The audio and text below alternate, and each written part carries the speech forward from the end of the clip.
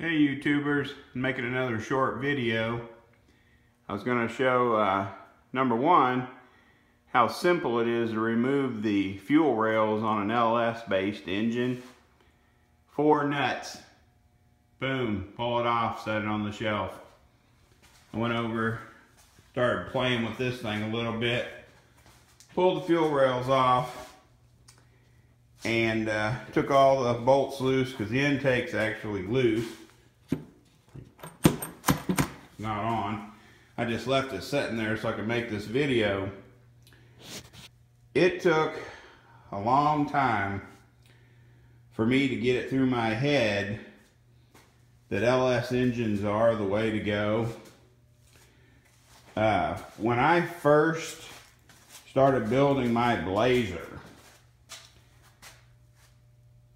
I had the funds and the opportunity to pretty much build that thing however I wanted to, but I'm just cheap.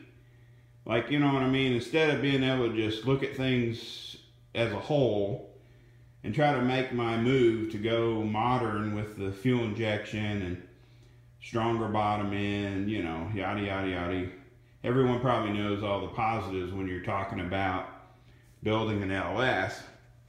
Sorry, hold this camera. But I was like most of the other older hot rodders. When you've got a garage full of parts and you've built, you know, some people have built 1, 2, several, 10. I've built more than I want to count. Small block Chevy engines, and you've got several blocks to choose from, cranks, rods, pistons. You know, I happen to have just an old set of 492 double hump heads, which some people call the turbo heads. I guess I'm not old enough to know why they called them the turbo head, but anyway, I just happen to have all these old school small block Chevy parts laying around. So against all the advice of my friends of going LS, when I started V8 swapping my 85 S10 Blazer, I stuck true to my guns and my cheapness. Because after all, I had all these small block Chevy parts. Why should I go buy a different engine? You know, being hard-headed. Well, this video is for all the old school hot rodders that are used to building those small blocks and big blocks, because that's what we're familiar with and we've had success with them in the past, or, you know, we've always wanted to build one a certain way because someone we knew or saw had one that was really badass, and, you know, the excuses go on and on. But just the process of taking the intake off this engine just made me want to make a video for those people out there who are on the fence. And maybe, you know, I mean, look at this. I literally took out 1, 2, 3, 4, what is it, 5 bolts on each valve cover.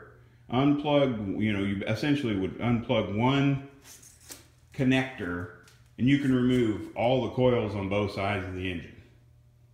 You know, both coils, all coils, both sides gone. So there you go. Now you pulled the coils off this thing. Wow, it's starting to kind of look like a regular old small block. Now all of a sudden it doesn't look near as intimidating.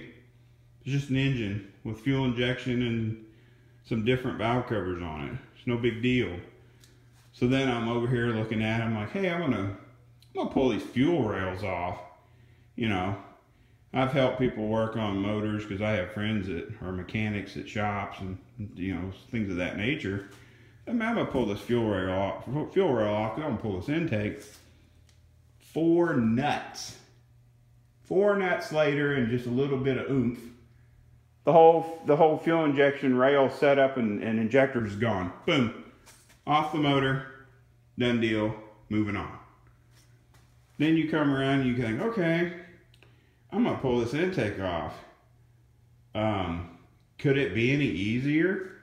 Literally, grab, what was it, a 8mm or for you old school guys, 5/16 socket. Literally 5 bolts each side. You loosen them, the intake almost falls off. There's no gasket scraping. There's no RTV. There's no Nothing. There's no prying to get it loose. There's nothing. Literally nothing. You take 10 bolts loose and the intake just comes off. I mean, the engineers have created a user-friendly product. Not to say that, you know, the modern day people who grew up with these motors is their mainstay, the way we did with the small blocks and big blocks. These engines are badass. They're easy to work on. They're user-friendly. They're made stronger, better. Back in the old days, you know, everybody that here sees this video is going to know, when you had a small block car, truck, when you hit 100,000 miles, that thing was used up. You know, you started thinking about either rebuilding the motor, trading it off, or getting a new car. You know, when you got 100,000 miles on a car, that thing was junk.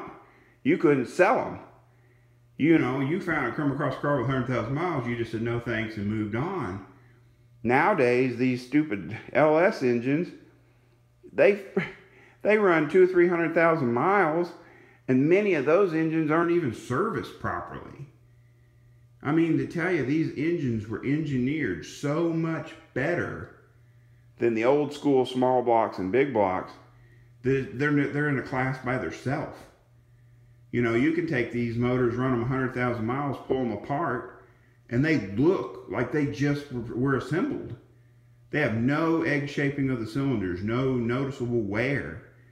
You know, the engineers, you know, I am down on engineers quite frequently on the decisions they make, but honest to God, they made an engine that was badass, that literally makes more power, you know, per cubic inch than anything that's previous to it, has a stronger bottom end, the heads outflow anything that GM threw on any production motor back in the day. A little bit of port work, or maybe if you got a little bit of a deeper pocket, you buy a better set of heads and a cam, and you're making good horsepower. But I just wanted to do a quick video of how, as I'm pulling the intake off this stupid 4.8 engine, it just dawns on me. I was a complete fool when I built that stupid 5.7 350 for my S10 Blazer. You know, I happen to have a 95 short block. I had those 492 double hump heads, intake, had a bunch of carburetor parts, and I said, oh, I'll build me a 780 Holly and put a little single plane on there, put a little baby cam in it, and have something to drive around and have fun with. If I had put that much effort and money into an LS, I'd be light years ahead of where I am right now. I wouldn't be stuck starting now, 2 years later, at least 2 years, forgive my math, but I wouldn't be stuck starting from scratch now, building this 4.8 engine. I would have been probably replacing my rear end a year ago instead of trying to fix it that last summer. But the moral of the story is, these engines are so user-friendly. Take the plunge.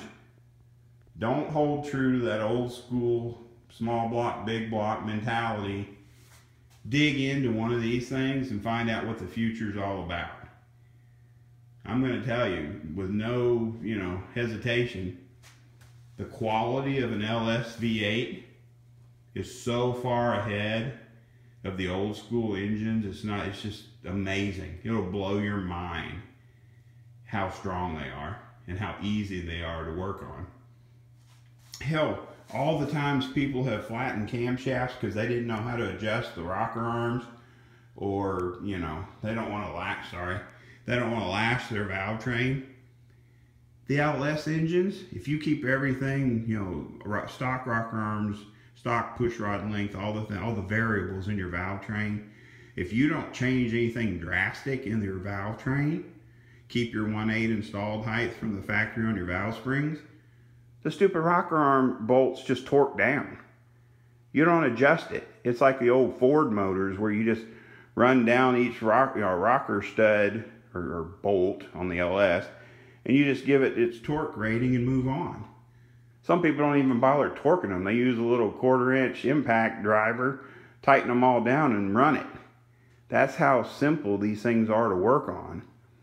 You know, that's why I love this engine as far as how it's brought a lot of younger people into the hot rodding mentalities, because they bought these cars used. Their parents got them these cars and they started hot rodding them, and they found out, man, these things are badass. I love these things, and they're easy to work on.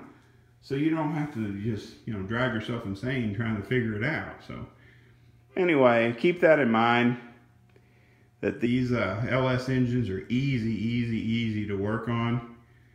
Just get online, do a little bit of search, maybe buy you a $17 book on how to hot rod your LS engine, and take the plunge and start building some power with something more modern.